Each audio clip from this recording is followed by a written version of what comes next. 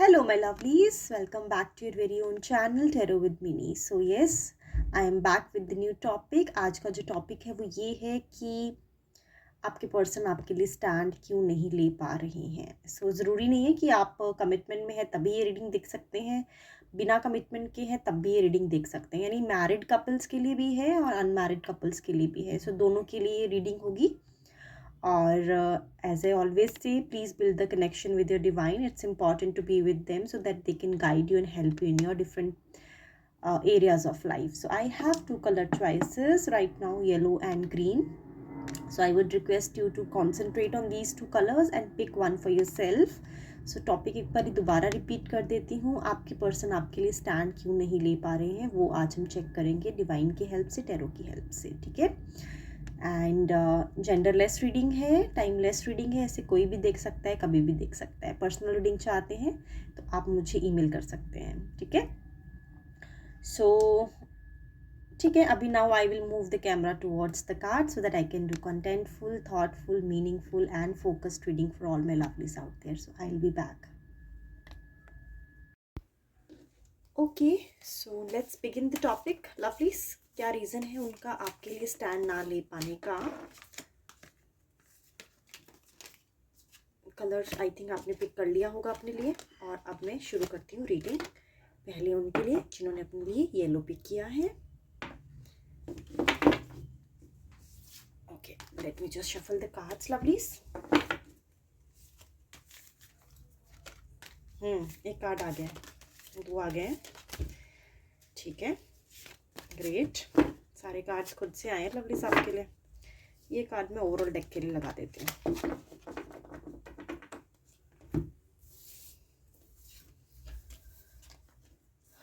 Ten of wands, S of pentacles, queen of wands. इनके mother भी है एक रीज़न आपके लिए स्टैंड ना ले पाने का। नाइट ऑफ स्वॉर्ड्स, ओके, ठीक है। लवलीज, इनके साथ ना कोई मुझे ऐसा लग रहा है मिस हैपनिंग हुई है, ठीक है। रिसेंटली नहीं, आई थिंक कुछ एक 4-5 साल पहले या तो इन्होंने अपने फादर को खोया है या मदर को खोया है। मोस्ट लाइकली केसेस में मुझे फादर लग रहे हैं। और इनकी जो मदर है ना, उसके बाद, इस ट्रेजिडी के बाद इन पे हावी हो गई हैं। यानी पहले वो अपने हस्बैंड के साथ ऑब्वियसली एक लाइफ में बिजी थी, तो अब जब उनके हस्बैंड नहीं रहे हैं या फिर अगर वो हस्बैंड है और वाइफ नहीं रहे हैं तो उनका सारा फोकस उनके बच्चों पे यानी स्पेशली इन पे शिफ्ट हो गया है। तो ये इनकी इनकी ज़िंदगी में एक फीमेल फिगर है जो नहीं चाहती हैं कि इनका रिश्ता किसी और के साथ इतना क्लोज हो जाए कि वो अपनी फैमिली और अपनी अदर रिस्पॉन्सिबिलिटीज़ को, यानी इनसिक्योरिटी बहुत है इनकी मदर में या कोई फीमेल फिगर जो इनकी लाइफ में है, तो वो नहीं चाहती हैं कि इनका अटेंशन कोई और ले। और इनकी जो जिम्मेदारी बनती है इनकी फैमिली की तरफ, इनकी सिस्टर की तरफ, इनके ब्रदर्स, छोटे ब्रदर्स है, बड़े ब्रदर्स है, या इनकी मदर की तरफ, वो कॉम्प्रोमाइज़ हो। सो मेन कारण यही है कि इनका स्टैंड ना ले पाने का। तो इनके घर में इनकी मदर बहुत डोमिनेटिंग है, ठीक है। और ये बहुत ऐसा लग रहा है कि जैसे ना, वैसे दिमाग बहुत चलाते हैं लेकिन अपनी फैमिली के आगे ना थोड़े ऐसे भीगी बिल्ली टाइप्स हैं, ठीक है। वहाँ पे इनकी बोलती बंद हो जाती है। सो यही कारण है मेन, मुझे नज़र आ रहा है कि स्टैंड ना ले पाने का। और इन्होंने हाल फिलहाल में एक अपॉर्चुनिटी को खोया है। एक बहुत बड़ी करियर अपॉर्चुनिटी इनको मिल रही थी। आई थिंक ये पहले जॉब कर चुके हैं अच्छी जगह। इनकी ना जॉब की सेटलमेंट नहीं हो रही। हो सकता है ये बाहर से पढ़कर आए हैं या बाहर इन्होंने कभी जॉब की है। अब अगर ये इंडिया में है या अपनी कंट्री में है, किसी भी कंट्री से आप देख रहे हैं, आप मतलब उस हिसाब से रेजोनेट कर लेना।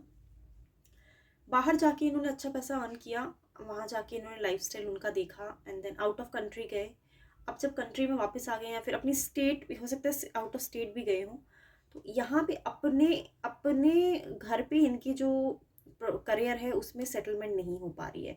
इनको जॉब लगती है, फिर ये जॉब छोड़ देते हैं, फिर ये दूसरी जॉब के लिए ढूंढते हैं, फिर ये वेट करते हैं, फिर इनको ऐसी अपॉर्चुनिटी नहीं मिलती। यानी ज़रूरत से ज़्यादा ही इन्होंने अपने लिए बहुत ख्याली पुलाव पका रखे हैं कि मुझे तो बहुत बेटर मिलना चाहिए, बट इनको ये समझना चाहिए कि अब आप अपनी कंट्री में हैं, किसी दूसरी कंट्री में नहीं हैं, तो अपॉर्चुनिटीज़ वैसे ही डिवाइड हो जाएंगी। सो ये चीज़ है इनके साथ अभी हाल फिलहाल में। सो यही है लवलीज, दो चीज़ें मुझे नज़र आई हैं इनके सिचुएशन में। एक तो miss happening in the family, ठीक है, इनकी घर पे इनके पेरेंट्स का होना डोमिनेटिंग, इनकी ना चलना। दूसरा, करियर में अच्छा ना कर पाना और एक्स्ट्रा जिम्मेदारियां होना अपने शोल्डर्स पे, ठीक है। तो या तो ये आपको चुनेंगे या ये चुनेंगे अपनी फैमिली को। सो देखिए, अगर आपको चुनते हैं तो क्या होगा, आपके साथ ज़ीरो से शुरू करना पड़ेगा, क्योंकि खुद के पास तो कुछ है नहीं, अपने माँ बाप पे डिपेंड है, अपने पेरेंट्स पे डिपेंड है। सो अगर आपको चुनेंगे तो आपके साथ तो इनको लॉस हो जाएगा, ठीक है। तो इसलिए इन्होंने चुन लिया है अपने परिवार को, ठीक है, आपके ऊपर। तो मटेरियली सोच रहे हैं थोड़ा, ठीक है, इमोशनली इतना नहीं सोच रहे हैं आपको लेके। So this is the reason कि आपके लिए स्टैंड नहीं ले सकते लवलीज। और मेरे हिसाब से तो आपको अब अपने लिए बेटर अपॉर्चुनिटी ढूंढनी चाहिए। जो आपको प्रायोरिटी नहीं समझता अपनी, जो आपकी केयर ही नहीं कर रहा है, ठीक है, उसके लिए आप अपना दिमाग क्यों लगाएंगे, है कि नहीं। और यही तो बचे नहीं है ना पूरी दुनिया में आपके लिए, कि आपको कोई और मिलेगा नहीं। सो आपकी डिवाइन आपको यही गाइड कर रही है लवलीज कि किसी ऐसे रिलेशनशिप में आपको जाना चाहिए जहाँ पे इक्वल गिव एंड टेक हो, ठीक है। So now I will start reading for those who have picked up green color for themselves। चलिए चेक करते हैं लवलीज कि क्या कारण है आपके पर्सन का आपके लिए स्टैंड ना लेने का।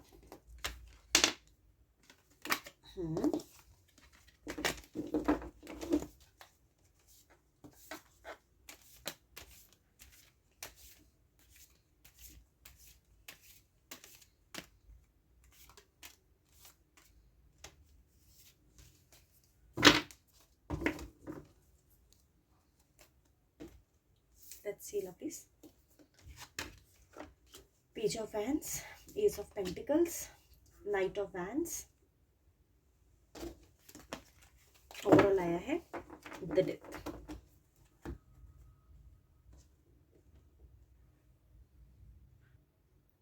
लवलीज, देखिए, आपके जो पर्सन है ना, उनकी तरफ से ये रिश्ते में दे हैव मूव्ड ऑन, ठीक है।